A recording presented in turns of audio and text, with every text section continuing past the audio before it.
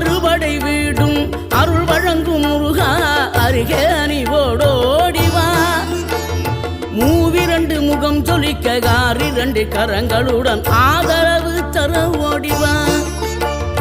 ஈசன் மகனே என்னை காக்க இங்க உனையன்றி வேறாரையா. நெஞ்சார நான் நினைக்க பஞ்சாமிர்தம் கொடுக்கும் ஒரு தெய்வம் நீதானையா. ஒரு